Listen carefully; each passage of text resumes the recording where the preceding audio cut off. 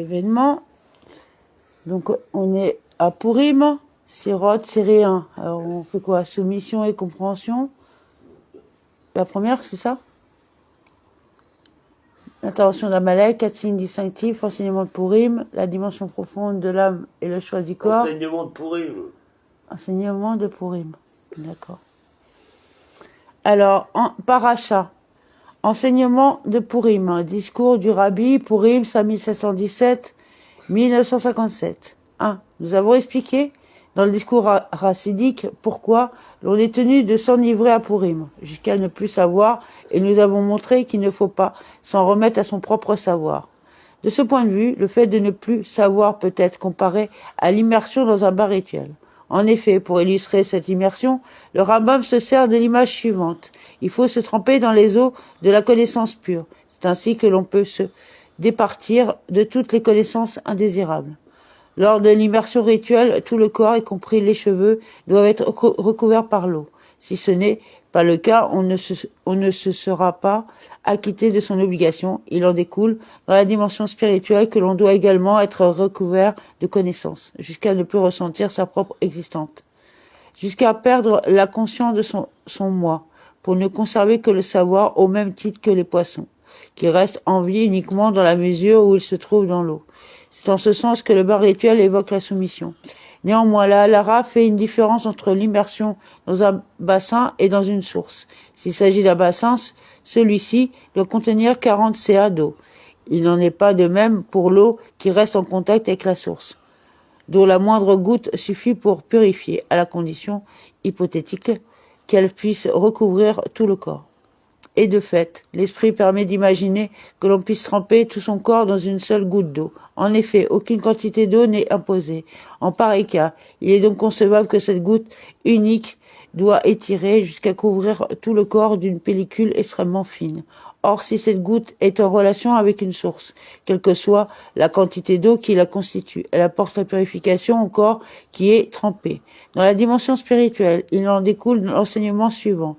L'eau fait allusion à la Torah, dont l'aspect révélé est un bassin, car il est accessible à la rationalité des hommes, perceptible à celui qui s'est détaché de sa source, alors que l'enseignement profond est une source reliée en permanence à son origine, puisqu'il n'y est question que de divinité. En conséquence, la plus infime quantité d'eau de source suffit pour apporter la purification. Celui qui étudie la dimension cachée de la Torah, même s'il n'en perçoit qu'un aspect très limité, peut de cette façon se purifier. Néanmoins, une condition préalable doit être remplie pour obtenir un tel résultat. Il faut que la goutte d'eau recouvre l'ensemble de son corps, c'est-à-dire que tout ce qui accompli tout au long du jour soit conforme aux enseignements de la partie profonde de la Torah qu'il a étudiée et compris. La connaissance de la chassidoute qu'un homme possède doit pénétrer toutes ses préoccupations. En effet, cette connaissance, même si elle est extrêmement réduite, a le pouvoir de lui apporter la purification. 2. Les Tekkuné Zohar, cités par différents textes, interprètent l'expression Yom HaKippurim de la manière suivante: jour qui est comme Purim. Ainsi, une similitude existant entre Yom Kippour et Purim. L'un des points communs entre ces jours est le tirage au sort, qui est à l'origine du nom de Purim et qui, à Yom Kippour, porte sur les deux boucs, l'un devant être consacré à Dieu et l'autre à Azazel.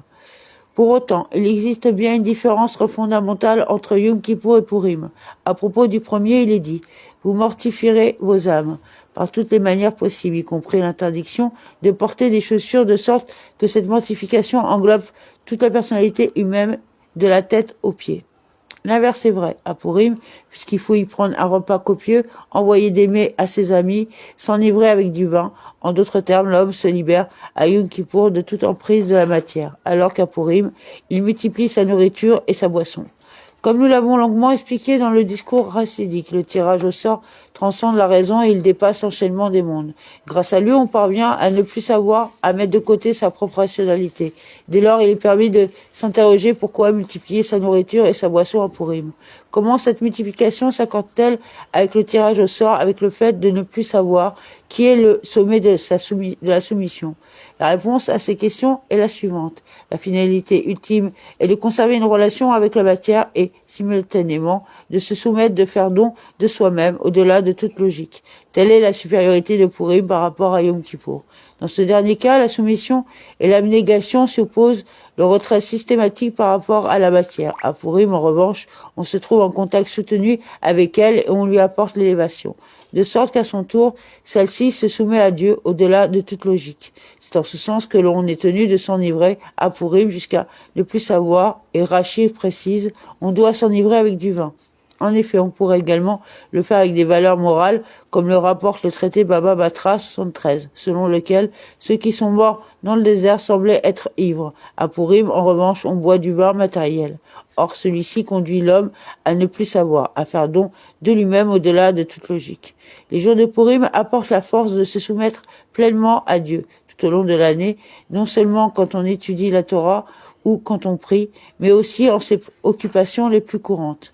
3. La Chassidoute explique que Esther fut conduite à prendre des initiatives personnelles, sans interroger Morderaï, et il en découle un enseignement pour la présente époque. Parfois, les femmes juives doivent agir par elles-mêmes et, dans certains domaines, il appartient au mari de se conformer à l'avis de l'épouse. En effet, le mari qui est étranger à la conduite du foyer pourra penser que certains événements sont nécessaires au maintien de la maison et à l'éducation des enfants. Pour cela, il se déclarera prêt à renoncer même à ce qui, selon lui, revêt une importance indiscutable. La femme, par contre, qui vit à l'intérieur de la maison, saura que ces domaines sont en réalité sans importance. C'est à ce propos qu'il est dit « écoute sa voix ». Bien évidemment, tous ne sont pas identiques en la matière, néanmoins, de façon générale, et pour ce qui nous importe ici, l'idée qu'il convient de retenir est la suivante. A. Il convient avant tout de prélever un certain montant sur la somme obtenue pour la conduite de la maison dans le but d'éduquer les enfants sur le chemin de la Torah et des mitzvot. C'est avec ce qui reste que l'on assurera la subsistance de la maison. B. Il faut s'efforcer que le mari, quand il gagne sa vie, conserve du temps pour étudier la Torah en fonction des exigences de la Halara, même s'il doit de ce fait réduire son temps de travail et plus l'on lui adopte une attitude rigoriste en la matière, plus l'on est digne de l'éloge. De même, le mari qui n'est pas directement impliqué dans la conduite de la maison peut faire une mauvaise évaluation de certaines dépenses qui sont nécessaires. Il se dira que les membres de la famille ne doivent pas y renoncer, que celles-ci ont leur importance. L'épouse, par contre, saura lui montrer leur caractère secondaire exigé qui ne transige pas avec tout ce qui concerne la Torah et les mitzvot, au profit de ceux qui ne présentent aucun intérêt. Une femme doit aussi être capable de déterminer ce qui lui permettra de connaître la réussite dans sa direction de la maison. Pour cela, elle consacrera quelques instants chaque jour à s'intéresser à ses amis, à leur venir en aide en tout ce qui concerne le judaïsme. Elle cherchera également à leur rendre service matériellement, car les besoins matériels des autres sont sa propre spiritualité. De chaque juif, il est dit: je vous ai aimé, parole de l'Éternel, et le Baal Shem Tov précise que Dieu aime chacun comme des parents aiment leur fils unique. En conséquence, par le mérite de venir en aide à un autre juif ou à une autre juive, Dieu accordera une récompense beaucoup plus large. De la sorte, la maison sera conduite avec succès et la femme éduquera ses enfants avec son mari à la Torah, au dé nuptial et aux bonnes actions. Amen. Amen. Voilà. Donc, alors il a réussi à avoir l'application. Oui. C'est merveilleux, ça fait 4 mois qu'on la cherche. Tu qu'on leur lise autre chose? Non, Hein? ça suffit. Pas trop de gourmandise. C'est pas une mise au pour l'unité Non, d'Israël? Faudra lire après. Faut pas trop le même jour. Déjà, faut qu'on fasse le tri dans les applications, celles qui sont en français, en anglais, etc. Pour qu'on aille chercher encore celles qui nous manquent. D'ailleurs, si on va faire une suggestion, quand même, essayer de trouver plus de textes en français, phonétique et hébreu pour que les gens puissent étudier réellement dans leur langue, quoi. Parce qu'à un moment donné, même s'ils apprennent l'hébreu après, mais pour étudier, ce serait mieux dans leur langue d'origine. Bah déjà, ça donne une première approche, quoi. Voilà, qu'ils puissent comprendre les textes. Encadré. Au moins par un vocabulaire employé par des sages. Ou des gens pieux, quoi. Des gens qui ont une certaine vérité avec une certaine éthique. Quoique maintenant, c'est pas le fait d'être rabbin qui donne l'éthique, hein, qu'on soit bien d'accord, parce que là, à ce niveau-là, on a eu des phénomènes qui sont, acharnés à nous prouver le contraire. Mais bon, c'est pas grave. Seul Dieu les jugera. Nous, on a passé notre temps, on les a mis en garde. Maintenant, au point où ça en est. Voilà. Non, mais on peut rajouter à la limite juste ça, là. Là, il y a un grand texte. Un grand texte. Mais petit. Bon, un grand texte petit. Je sais pas, pour eux Mais déjà, c'est quoi, mais trois bah, lignes, c'est déjà trop pour eux, certains. D'accord, faut mais faire faut que ça reste cohérent, Akima. peut-être faire la Mais- Torah en BD, peut-être ça. Mais non, mais là, c'est par rapport aux autres d'Esther, etc. Donc, tu peux pas. Bon, vas-y. De la série 2, dont des sirotes, il y a dans le texte de la bénédiction de la Torah.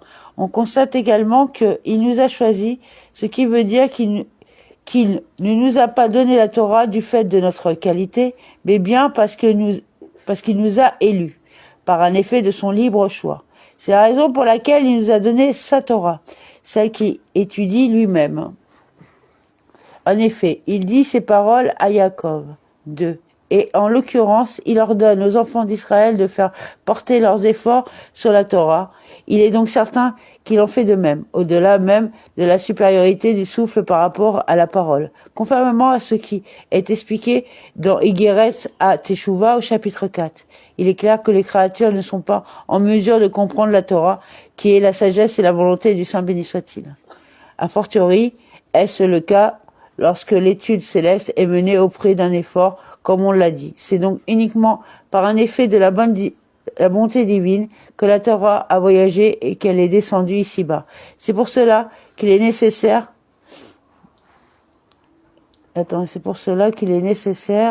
où j'en suis, de l'attirer, voilà. Voilà. Amen. Bon. Et demain, si vous êtes sage, vous aurez encore des belles surprises. Voilà. Donc, s'il y a encore des volontaires qui ont besoin d'applications dont on dispose les adresses email, etc., n'hésitez pas à nous demander, on vous fera tourner les renseignements pour que vous puissiez les établir sur votre téléphone. Avec grand plaisir. Puis ça va, il n'y a pas trop à lire quand même, non? Non mais Akima, s'il te plaît. Oui, ben c'est pour leur montrer les textes. Hein. Oui, mais c'est bon. Ah, ok, Aman, il parle d'Aman. Non, mais c'est pas possible. Allez. Il parle d'Aman. Ben oui, c'est à la période. Non, mais elle fait exprès. Bon, allez. Non, mais voilà, je leur montre. Ok, bon. Oui, oui, allez. C'est bon? Voilà, c'est moi de vérifier.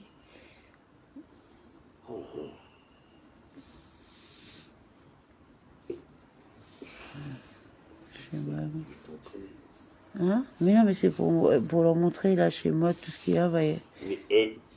Quand ils mettront l'application, Va ils y a pourront quel, voir. voilà. Le contenu de chaque sidra.